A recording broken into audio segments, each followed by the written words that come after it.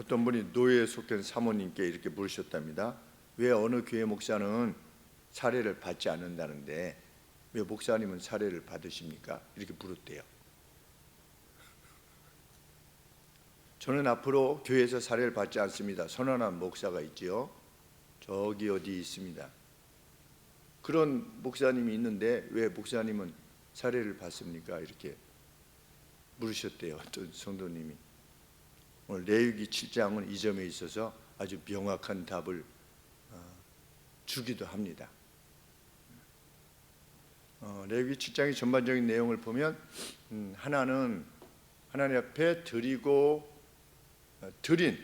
기름과 콩팥을 주로 드리는데, 이 기름은 매우 소중한 가장 값진 것이 그때 당시의 기름이었죠. 그래서 하나님 앞에 드려지게 되고, 또 콩팥은 마음이 콩팥에 있다라고 당시에 생각을 했었었는데, 그 콩팥을 하나님 앞에 드린다고 하는 것은 자신의 가슴을, 마음을, 영혼을 하나님 앞에 드린다라고 하는 차원에서 하나님께서 기름과 콩팥을 하나님 앞에 드리라고 이렇게 하셨는데, 그리고 나서 남은 고기들은 어떤 용도로 사용할 것인가 라고 하는 점과, 또 다른 하나는 그것이 제사장과 또 백성들에게 주어질 수 있는데 그냥 먹거리로 주어지는 것이 아니라, 어떤 부산물로 주어지는 것이 아니라 지극히 거룩한 것이다. 왜? 하나님께 속했던 것이기 때문에. 처음에 이제 제물을 가져올 때 제물 전체가 하나님 앞에 속해진 것이기 때문에 기름과 콩팥이 드려진다 할지라도 그 나머지 부산물, 남은 부산물들이 결코 그냥 음식으로서 여겨질 수 없다. 거룩한 것으로 여겨져야만 한다 하는 이 두 가지를 지금 강조하여서 밝히고 계시는 말씀의 내용입니다. 먼저 하나님께서 속건제에 대해서 말씀하시죠.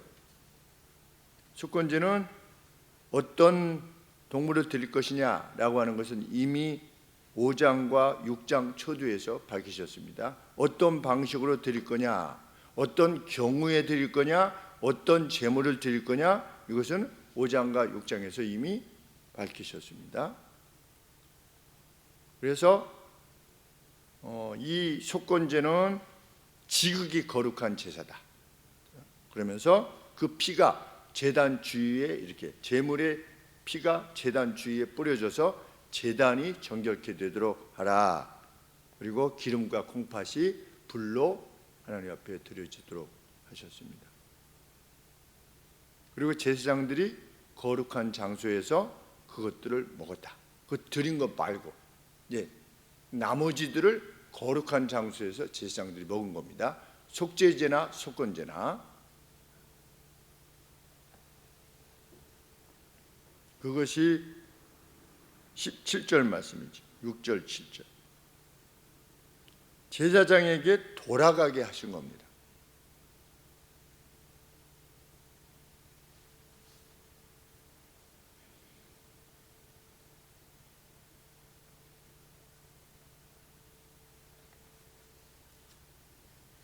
하나님께서 제일 마지막에 왜냐하면 34절에 왜냐하면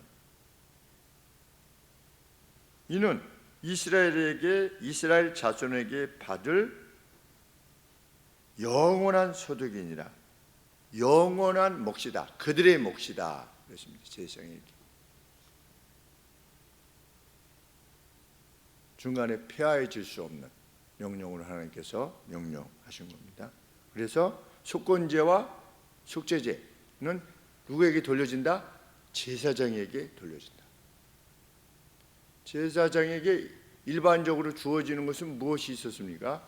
이스라엘 백성들이 10의 1을 내서 그 10의 1 중에서 레위인들에게 주면 레위인들이 그것의 10분의 1을 제사장들에게 주었죠. 그런데 그것은 그냥 노멀한 거죠. 늘 있었던 것. 그런데 어떤 사람이 속죄제를 아니면 번제를, 속건제를, 소제를, 화목제를 자원해서 드리는 거죠. 죄를 지어서 드리고 이럴 때 그때 하나님 앞에 드리고 남은 것들이 제사장에게 돌아가게 해라. 화목제를 제외하고는 하나님께서 그렇게 명령하신 겁니다. 8절에서도 번제의 관계에서는 번제는 무엇입니까? 다 태워드리는 거죠. 하나님 앞에 남은 게 없어요.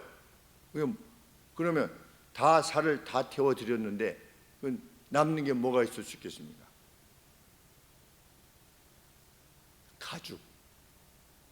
네.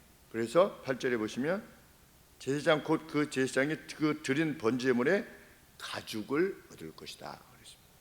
그러니까 각각의 제물을 드릴 때 거기서 일부를 취하여 그것이 제사장에게 돌아가도록 한 겁니다.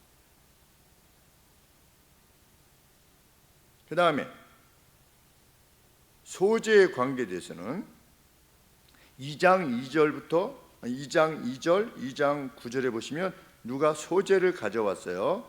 여러 가지 이 식물들과 관계되어진 것들을 하나님 앞에 태워드리기 위해서 가져왔을 때 2장 2절에 보시면 고운 기름 가루 한 줌과 그 모든 위향을 취하여 기념물로 단 위에 불사르되 가루 한 줌, 가져온 것 중에서 한 줌을 기념물로 하나님 앞에 태워드려라. 9절에도 보면 소재 삶은 것으로 소재를 드리거든 7절에 고운 가루와 기름을 섞어 만들지니라. 그래서 가져온 것 중에 기념할 것을 취하여 그 중에 일부를 취하여 단 위에 하나님 앞에 불사르게 되는 겁니다. 그리고 9절 10절에 보시면 그렇게 드리고 난 남은 것 전부가 어떻게 해라? 제사장에게 돌아가도록 해라. 속건제, 속죄제, 기름 콩팥 태우고 남은 것 거룩한 장소에서 제사장이 먹었고 번제는 가죽을 갖도록 하셨고 소제와 관계돼서는 일부만 하나님 앞에 태워드리고 나머지는 다 제사장이 먹도록 취하도록 했습니다. 9절 10절 말씀이죠. 그리고 이제 화목제물과 관계된 명령이 11절 이하에서 이어집니다. 3장에 보시면 화목제물은 소로부터 염소까지 드릴 수 있었습니다. 이렇게 저렇게. 기본적으로 뭘 드렸느냐? 기름과 콩팥을 하나님 앞에 드렸습니다. 이것도 마찬가지로. 그러니까 제물은 다 기름과 콩팥을 하나님 앞에 드리고 번제만 다 태워드리는 거고 나머지 제물들은 뭐 소제는 그 동물이 아니니까 그 외에는 기름과 콩팥만 하나님 앞에 태워드린 겁니다. 가장 소중한 걸 드립니다라고 하는, 그리고 저의 마음을 드립니다라고 하는 것이 제사의 근본이라는 것을 알게 됩니다. 화목제와 관계돼서 특별한 명령들이 이제 등장합니다. 무엇들을 가지고 올 수 있다.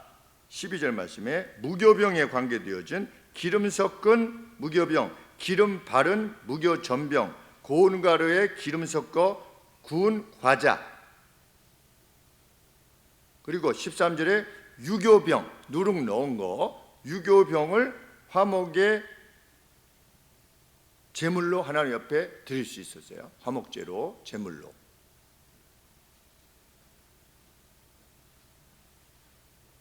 그런데 이 11절에 보시면 화목제 희생의 규례는 이러하니라 그랬는데 화목제는 뭘 드리는 겁니까? 조금 전에 말씀드린 바와 같이 소부터 염소까지 이렇게 드릴 수 있는데 지금 이거는 뭡니까? 이거는 뭐 드리는 것과 비슷합니까? 소제 드리는 거하고 비슷하지요. 그러면 소제는 하나님 앞에 왜 드립니까? 소제의 중심적인 가치가 뭡니까? 매일 자신들이 먹는 것 중에 일부를 하나님 앞에 드리는 감사지요. 그래서 화목제를 가지고 나오는데 화목제를 드리게 되는 여러 가지 경우 중에서 감사를 목적해서 하나님 감사합니다라고 해서 나와서 화목제를 드릴 때 소를 잡던 염소를 잡던, 근데 그 내용이 감사를 위한 것이라면 소를 가지고 나오든 염소를 가지고 나오든 부가적으로 뭘 가지고 나오라? 이런 것들을 가지고 나오라는 겁니다. 추가해서, 더해서. 왜? 소재가 감사잖아요. 이것도 감사에 관계되어진 것이라고 하는 것을 표현하도록 하나님께서 하셨나 봐요.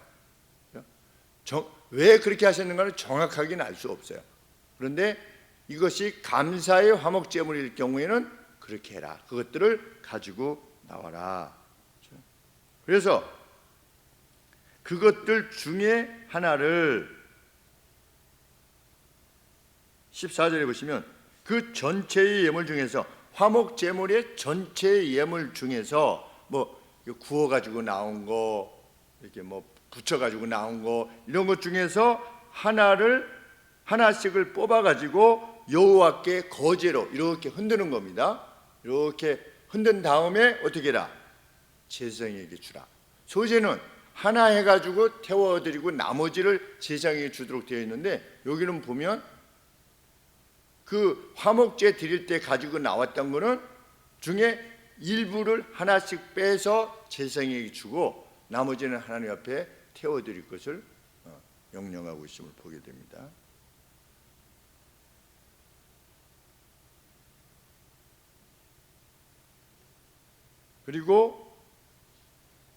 그런데 이 화목제물은 누가 먹을 수 있었느냐? 그 드린 사람이 먹는 겁니다. 다른 제물과 달리 그것은 드린 사람에게 먹게 됩니다. 일부만 제사장에게 주고 뒤에 나오는데 15절에 보면, 그런데 여기서 주의해야 될 것은 뭐냐? 그러니까 일반인들이 나와서 그 고기를 먹는 거잖아요. 그러니까 제사장 같으면 하나님 앞에 제사 드리고 그 남은 고기를 먹으라고 했을 때 거룩한 장소에서 먹지 않겠습니까? 그런데 이 일반인들은 다시 집에 가야 되잖아요. 그럼 이제 화목제물 남은 것 중에 이제 고기나 이런 것들을 가지고 갈 거 아니겠습니까? 집으로 가면. 근데 오늘 화목제 드리고 고기 이제 남은 거 갖고 왔어, 자 먹읍시다, 이렇게 하면 안 된다는 거죠. 왜? 하나님 앞에 제물로 드려진 거룩한 것이기 때문에. 그래서 어떻게 해라? 특별히 감사함으로 드리는 제물은 특별히 하나님께서 더 가치를 부여하셔가지고 그 다음 날까지 먹지 말아라. 그날 다 먹어야 되는 거예요. 소나 염소의 고기를 화목제물로 드렸을 때 감사를 이유로 해서 드렸으면 다 먹어야 되는 겁니다. 그날. 만약에 이튿날 남았으면 어떻게 해라? 다 불태우라. 이게 일반의 고기가 아니라는 거죠. 그리고 감사의 경우에 이러한 특별한 명령을 행하신 것을 보면 하나님께서 감사를 소중히 여기시는구나, 귀히 여기시는구나, 그것을 더 본질적인 가치로 여기시고 귀하게 여기시구나 하는 것을 알게 됩니다. 감사. 여호와께 감사라. Thanksgiving Day. 감사하는 것. 이게 뭡니까? 그리고 상대적으로 그것은 정말 아닌 것이죠. 정말 그리스도인들의 생각이나 입에서 이게 뭡니까는 결코 나오지 말아야 되는.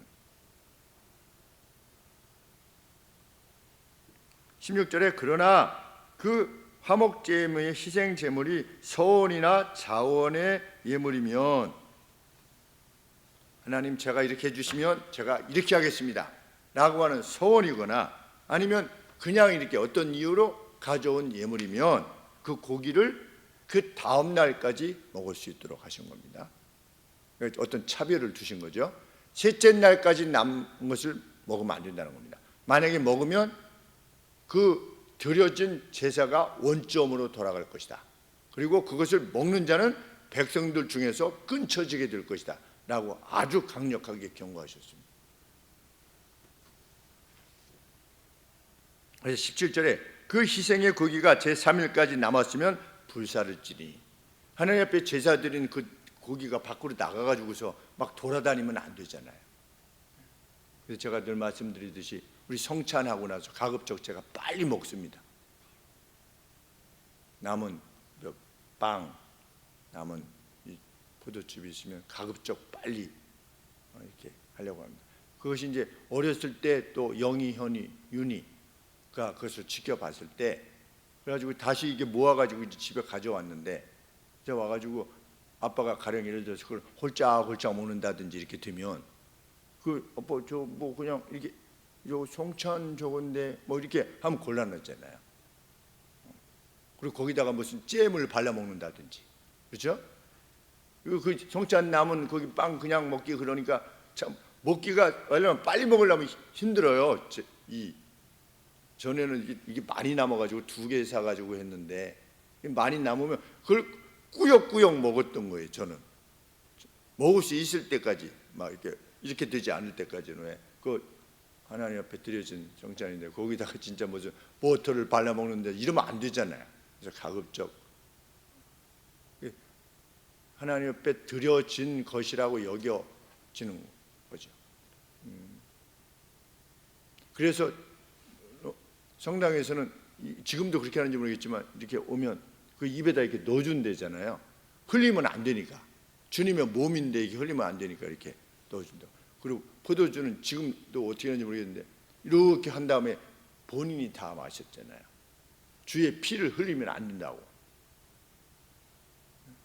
뭐 과도하게 그렇게 해서 예수님께서 어떻게 하셨습니까? 이 컵을 가지고 이 컵으로부터 먹으라 그래서 잔을 이렇게 돌렸죠. 그러니까 컵이 이렇게 돌아간 겁니다. 컵이. 그러면 마시고 옆에 사람이 받아가지고 또 마시고 해서 이게 마시도록. 그래서 제가 이 병 하나에다가 이렇게 해놓고 맨 마지막에 이제 시작하기 전에 한 잔을 이렇게 따르는 이유가 여기서부터 나왔다고 하는 것을 피하려고 일부러 그렇게 하는 겁니다. 같은 한 병에서 마시는 거다. 주님으로부터.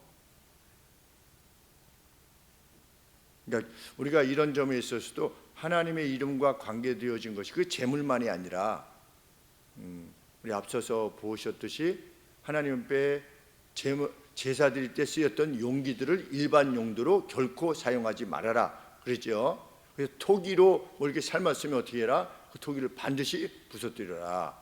그런데 무슨 뭐 양철같이 청동 같은 경우는 그걸 반드시 닦아라. 뭐 스며들지 않았으니까. 이제 그런 식으로 하나님께서 어떤 상징적인 것을 계속해서 말씀하고 있는 거죠. 이 법 내에 들어있는 상징.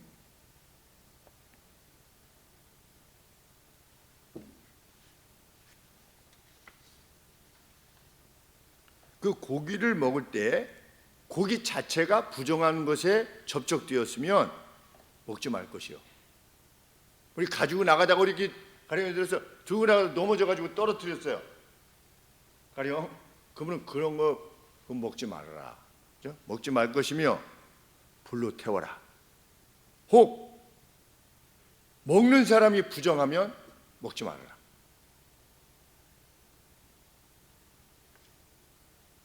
사람이든 동물이든 부정한 것을 만진 사람 먹지 말아라.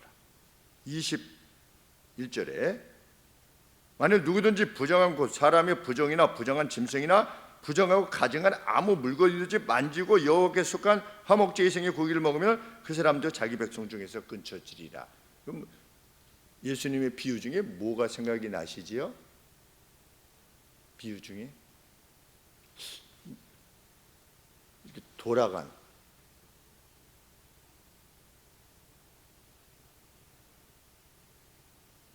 예수님의 비유 중에서 제사장과 레위인이 이 법을 염두에 두고 뭘 못한 겁니까? 네, 사마리아인 죽어 있는 것 같은 거예요. 거반 죽었다 그러죠.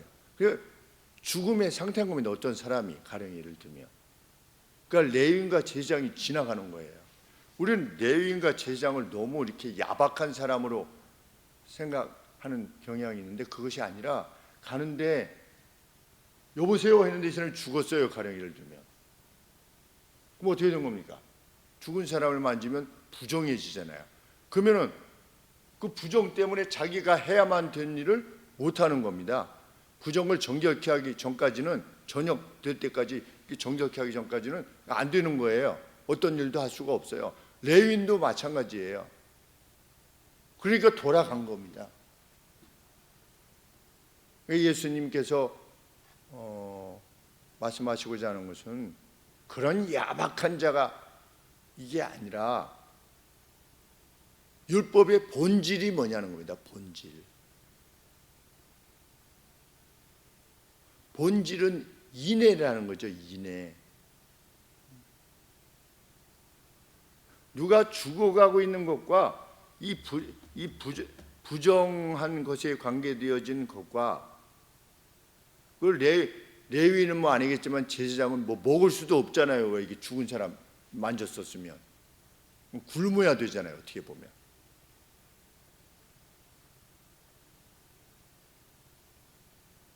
그것과 반대로 행했던 사람이 누굽니까? 다윗에게 진설병을 주었던 제사장. 이름이 생각이 안 납니다. 네 글자인데, 그렇죠? 네, 무슨 뭐 같은데, 그렇죠? 멜렉은 아닌데, 왜냐하면 멜렉은 왕이라는 뜻이니까. 네. 일단 그 제사장은 어떻게 한 겁니까? 진설병, 하나님 앞에 내 보이는 쇼 브레드, 그것을 일반인이 먹지 못하도록 하나님께서 명령하셨거든요. 먹으면 끊쳐지는 거죠, 정말.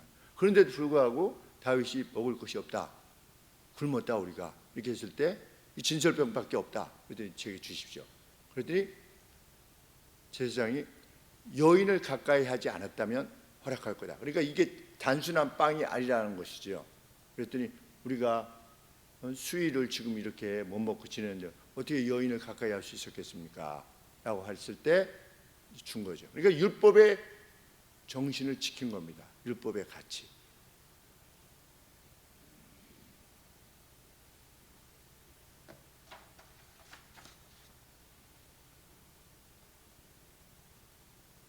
만일 부정한 것에 닿았던 고기를 먹는다든지, 자기가 부정한데 그것을 먹었다든지 괜찮아 라고 해서 먹는다면 하나님의 백성 가운데서 근처지게 될 거다.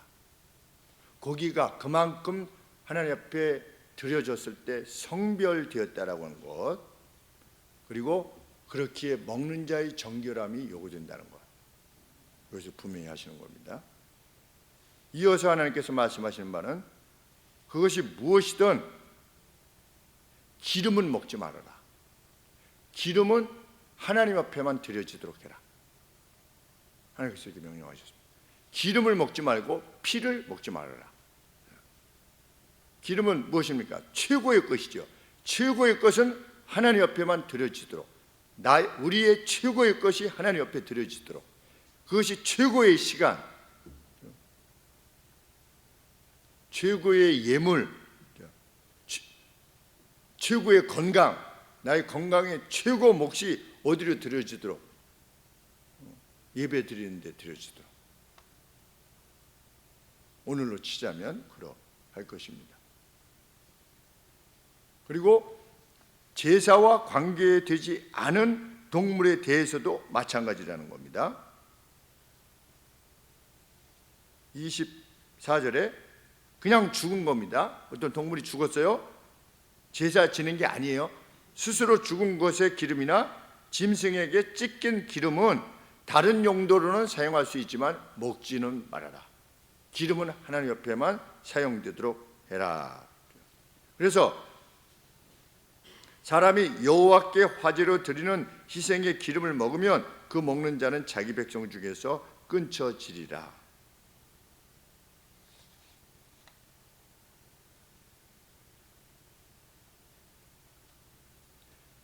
희생의 기름 중에서 기름을 먹으면 끊쳐지겠다고 하는 것인지, 아니면 기름이라고 하는 것은 여호와께 화제로 드려야 되는 용도로 주어진 것인데 그것을 먹는 자는 인지, 둘 중에 하나인데 후자일 가능성이 높은 겁니다.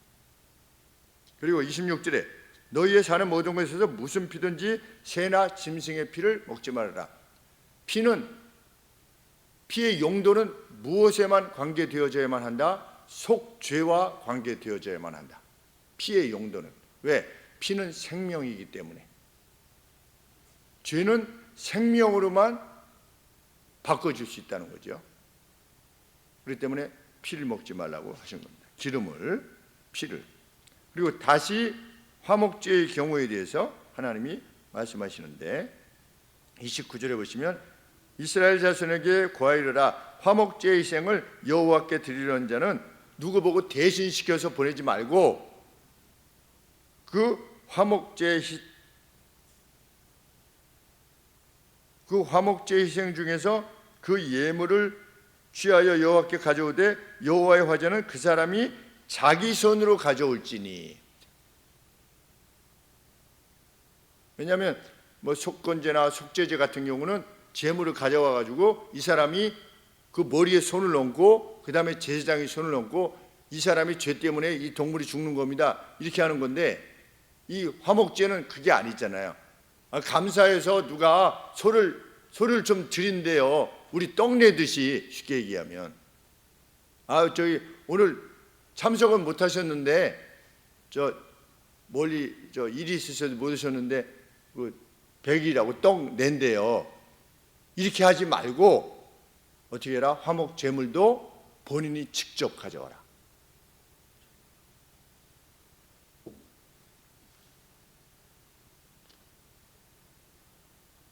그리고 제물의 가슴이 어떤 소면, 소의 가슴 부분, 그 가슴살이라고 그러나요? 우리 고기 말할 때 등심 이렇게 무슨 이 가슴 안심, 네 맞아요, 안심. 이 안심을 가져와서, 그러니까 안심이 크겠죠. 안심을 들어서 어떻게 하고 뭐라고 그랬습니까? 안심은 30절에 가슴을 가져올 거요. 제사장은 그 안심을 여호와 앞에 흔들어 요제를 삼고, 이렇게 흔드는 겁니다. 그 다음에 그걸 누가에게 주라? 제사장에게 주라. 안심이 제사장에게 주어지는 겁니다. 요제로 드려지고 난 뒤에 무엇만, 기름과 콩팥만 하나님 앞에 드려지고, 안심은 거제로 드려진 뒤에 그 제사장이 아니라 그 가져온 사람, 제사를 드린 사람에게 주고, 그 다음에 제사장에게 주어지는 것은 뭡니까? 가슴하고, 그 가슴은 요제로 한 다음에 제사장에게 주어지고, 그 다음에 또 하나는 33절에 보시면 저가 그 우편 뒷다리를 자기의 소득으로 삼을 것이라. 그러니까 소의 우편 뒷다리, 그 뒷다리를 제사장에게 주도록 하신 겁니다. 그러니까 안심하고 뒷다리는 제사장에게 주고 나머지는 본인이 기름과 콩팥 제하고는 다시 가져가서, 이제 그러면 이런 거죠. 누가 화목제를 드렸대더라. 그러면 이제 고기가 이게 나올 거잖아요. 그런데 감사를 위해서 드렸대더라. 그거 다 먹어야 하잖아요. 소 한 마리를 다 먹어야 되는 거예요. 근데 뒷다리 없고 안심만 없는, 그 소리가 얼마나 양이 많겠어요. 그러면 주변 사람들이 누가 화목제를 드렸다라고 하게 되면 그날 귀하게 음식을, 고기를 취할 수 있는 귀한 날이 될 겁니다.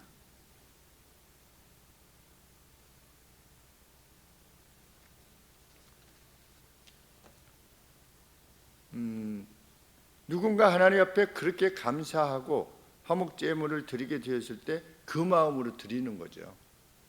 우리가 자신의 삶에 조금이라도 여유가 있으면 내잖아요, 뭘 이렇게 해서.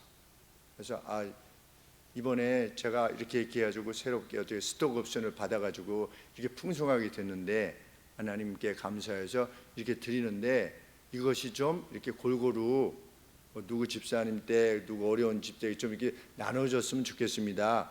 그렇게 드려지는 거, 그게 화목제의 내용이라고도 할 수 있겠죠. 오늘로 말하자면. 그러니까 우리가 그런 소원을 가지고 있게 되는 거죠. 하나님, 저는 그러고 싶습니다. 저에게 허락해 주세요. 그럼 제가 오늘의 화목제물을 드림으로 저와 관계되어진 모든 이들이 함께 그것을 공유할 수 있도록 했으면 좋겠습니다. 그 기도 제목이죠. 목적 자체가 그것이어야 되는 거죠. 이 어려움에서 벗어나게 주옵소서. 왜? 저는 이루고 싶기 때문에. 이들이 왜 그렇게 가고 싶은가? 학교를. 저는 이렇게 해서 하나님께서 이렇게 보내주시면 저는 이러이러한 목적이 있어서 이것을 하려고 합니다. 그러니 하나님 저를 허락해 주세요. 김현 성도가, 저도 제가 생각할 때 그냥 뭐 앞발에서 그런 것이 아니라 꼭 소 잡는 칼을 닭 잡는 데 사용하는 것 같은 그런 마음이 있는 거예요. 그래서 그 일보다는 조금 더 큰 일을 했으면 좋겠다. 제가 이제 여러 차례 이렇게 이야기를 했었습니다. 근데 자기는 그렇게 어린 심령들하고 같이 가서 그들을 격려하고 이렇게 미래에 대한 생각을 갖게 하고 이런 것에 자기가 사용되어졌으면 좋겠대요. 근데 이제 지나면서 그것이 하나님 앞에 소원이라면 그 소원 자체가 그거죠. 뭐 이렇게 해서 학교 선생님으로서의 어떤 취직을 하게 해주세요. 이게 아니라 저는 이러이러한 목적으로 하나님 저 이게 하는 게 제일 행복합니다. 그리고 이제 기간 이제 교사했을 때 학생들이 이제 끝나고 나서 이제 선생님 다시 공부하러 간다고 그러니까 학생들이 울고 그러더래요. 울고 선생님 내년에 또 오세요. 내년에 또 오면 그 저 떨어져야지 또 오는 거잖아요. 그럼 그거 안 되잖아. 또 오세요. 교장 선생님도 저런 저 학교 교장 선생님도 2학기 때 좀 해줄 수 없느냐 그러시더래요. 그러니까 그렇게 기쁘고 감사하게 그 생활을 자기도 행복하고 그 행복한 이유가 그 학생들하고 이렇게 서로 교제하면서 행복하게 되는 거죠. 그러니까 우리가 목적을 그것을 가지고 행하는 것처럼 우리가 현실적에서 오늘이라고 하는 날 속에서 하나님 화목제물을 드릴 수 있게 해주세요. 저에게 기회를 주세요. 제 아들에게 기회를 주세요. 제 부모님에게 기회를 주세요. 이렇게 구하는 거죠. 우리 나윤성 집사님 LG 디스플레이에 있어서 LG 디스플레이가 복을 받게 되는 것이 나윤성 집사님 때문에 되게 해주세요. 이렇게 기도하는 거죠. 하나님의 백성의 아들의 역할을 통해서 그 빛나는 역할을 할 수 있도록 하나님 도와주세요. 능력도 주시고 지혜도 주시고 겸손함도 주시옵소서. 그래서 이게 뭐 나이가 차면 나중에 뭐 정년을 뭐 생각하고 그런 것을 두려워하는 것이 아니라 정말 그 가운데서 역할을 통해서 그리스도의 이름이 빛나게 해 주시옵소서. 그런 기도를 우리는 드리는 거죠. 그래서 거기로부터 얻어지는 유익이 LG 디스플레이에 있는 그 사원들 모두에게 이렇게 공유될 수 있도록 하나님 그 누가 있으므로 그렇게 될 수 있도록 해 주시옵소서. 그렇게 기도하는 것이 우리가 살아가는 방식이죠. 있습니다. 그것이 세상과 구별된 거죠.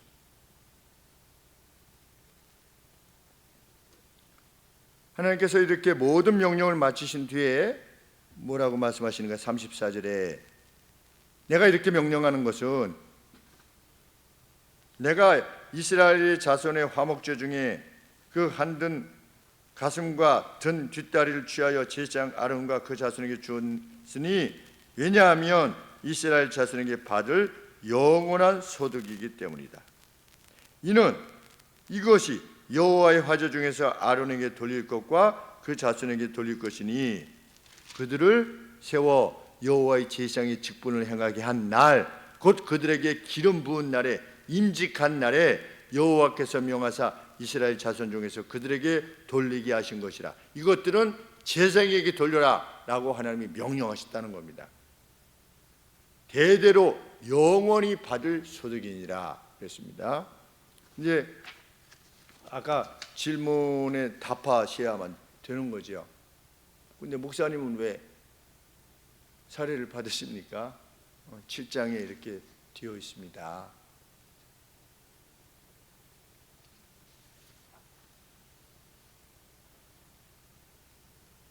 그분은 이미 몇십억이 계신 분이잖아요. 몇십억이.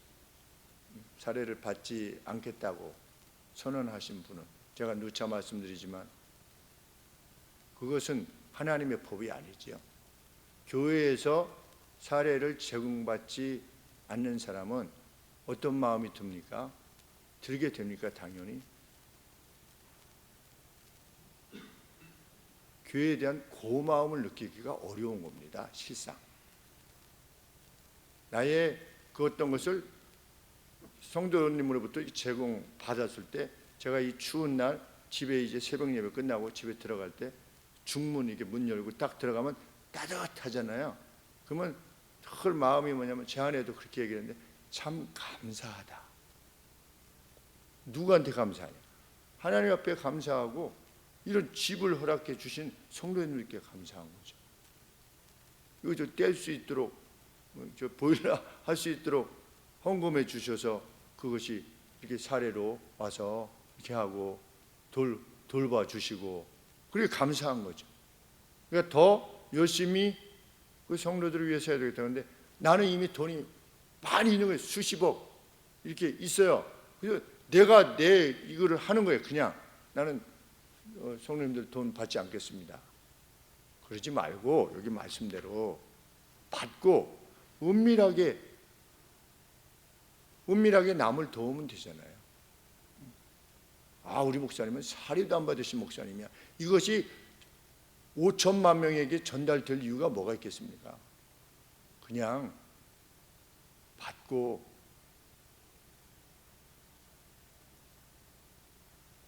감사합니다. 그게 더 하나님 앞에서 겸손한 모습이지요. 응? 목사가 여기서 저는 안 받습니다. 그런 목사. 그게 아니라 성도님들께 감사드립니다. 지난 한 해 동안도 성도님께서 공급하시는 것으로 저희 가족이 이렇게 해서 사역을 잘 감당할 수 있었습니다. 참 감사합니다. 이런 목사하고 하나님께서 보시기에 어떤 목사가 진짜 원하시는 목사겠는가 생각이 드는 거예요.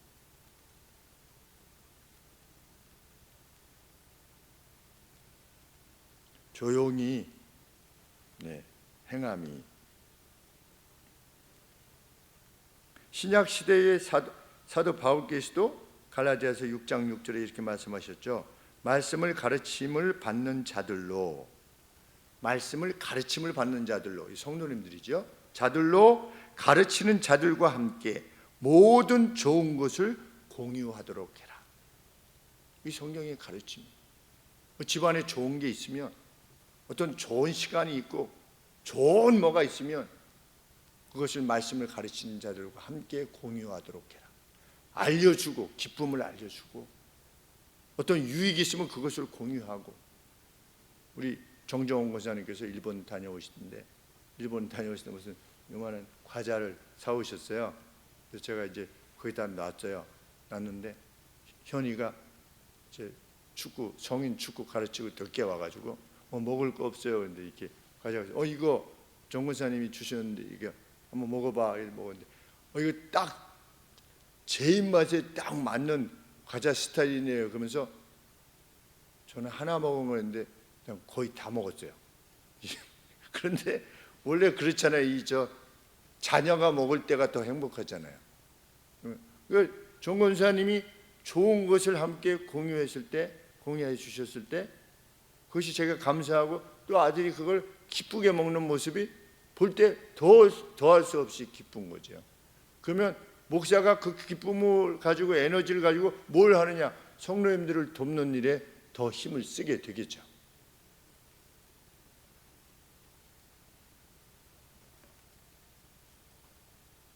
왜냐하면 그것을 공유하는 것은 애쓰고 있습니다 라고 하는 격려니까.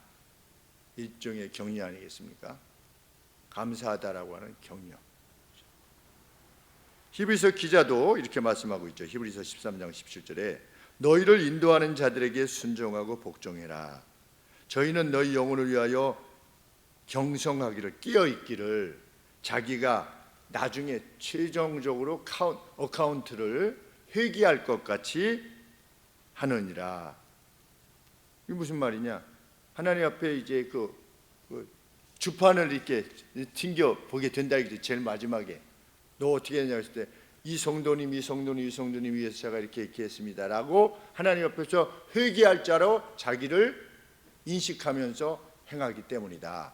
그러니 그들이 너희의 영혼들을 위해서 정말 힘을 다하여 하는 바에 대해서 그것을 고마워하고 순종하고 복종해라. 저희로 하여금 즐거움으로 이것을 하게 하고 근심으로 하게 빨라. 이것이 너희에게 무익하기 때문이다. 아니 근심하게 하게 하면 무익한 거죠.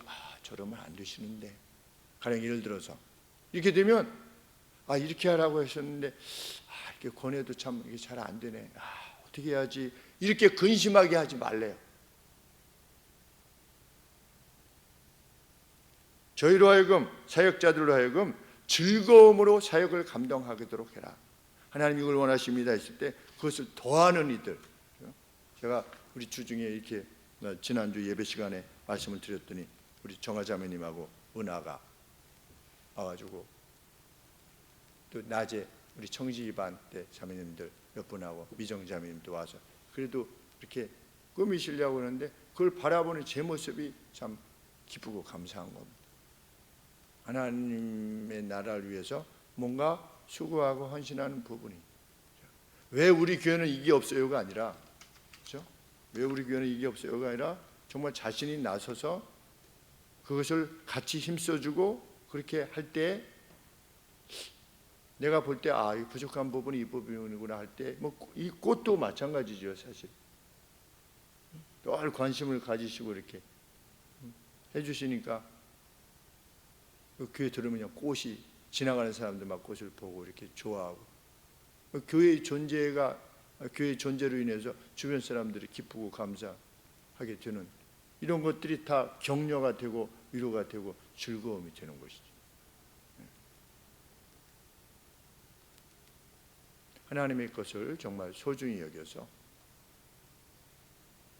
하나님의 관계된 모든 것들, 기름, 피, 고기, 남은 것들, 가죽, 하나님의 이름이 담겨진 모든 제기들, 그런 것들에 정말 가치를 부여하고 행하라고 하신 하나님의 말씀대로 우리가 하나님의 관계되어진, 하나님 나라에 관계되어진 일에 온 힘을 다할 때 하나님께서 반드시 갚으시겠다고 하셨으니 갚으실 겁니다.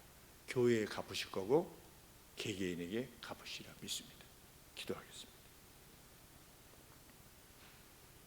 아버지 하나님,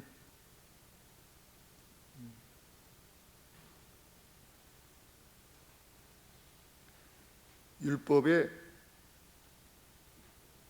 본질적인 정신에 대해서, 그 가치에 대해서 저희들이 밝히 보고 행하게 하여 주시옵소서. 하나님을 높이고 사역자를 높이고 하나님의 것을 귀히 여기고